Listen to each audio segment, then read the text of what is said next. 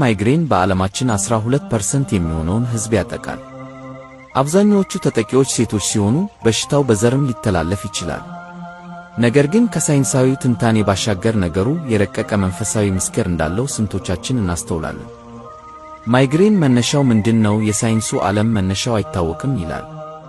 እኛ ግን ካለን ጥበብ የምንረዳው መነሻቸው የማይታወቁ ነገሮች ሁሉ ከአጋንንትና ከክፉ መናፍስት፣ የዛር መናፍስት፣ የዓይነ ጥላ፣ የመተትና የዘመኑ የርኩሰት መናፍስት ጋር የተያያዙ መሆናቸውን ነው። ለበሽታው ተጋላጭ የሚያደርጉ ሁኔታዎች ጭንቀትና የሥራ ውጥረት፣ አነቃቂ ነገሮች እንደ ካፌን ያሉ የአመጋገብ ሁኔታ፣ አይብና አልኮል መጠጦች፣ የአየር ንብረት መለዋወጥ፣ የእንቅልፍ መዛባትና የሆርሞን ለውጥ። የማይግሬን ምልክቶች ያልተገደበ መነጫነጭና እረፍት ማጣት፣ ከባድ የድካም ስሜትና የትኩረት ማጣት፣ የደረት ላይ ህመም እና የትንፋሽ መቆራረጥ፣ ማቅለሽለሽና የምግብ አለመፈጨት፣ የአፍ መድረቅና የሰውነት ላብ መብዛት። የመፍትሄው ጥበብ የነቃ ትውልድ ይመልከት። መፍትሄው ጨለማ ውስጥ መደበቅ ሳይሆን ነቅቶ መጠበቅ ነው። ጸበል እንጠጣ፣ እንጠመቅ፣ እንጸልይ። ከዚህም ጎን ለጎን ፈጣሪ በእጽዋት ውስጥ ያስቀመጠውን ጥበብ እንጠቀም። የማይግሬን ፈውስ ሰጪ ዕፅነት። ይህ ዕፅ ድንቅ የሆነ የፈውስ ኃይል አለው።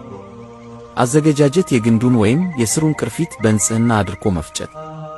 አጠቃቀም: የማይግሬን ህመም ሲነሳቦት በጥቂቱ በአውራና በሌባ ጣት መቆንጠር፣ በአፍንጫው መሳብ። ውጤት: በ10 ደቂቃ ውስጥ ፈውስ ያገኛሉ። እስኪድኑ ድረስ ደጋግመው ይጠቀሙ።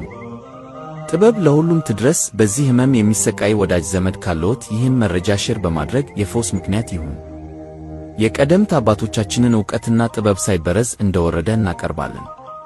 የአያቶቻችን የእጽዋት ጥበብ፣ የመናፍስት ርቀቶችና መፍትሄዎቻቸው፣ የብራና መጻሕፍት ምስጢራት። ተከታተሉን። የጥበብ መንገድ ብርሃን ነው።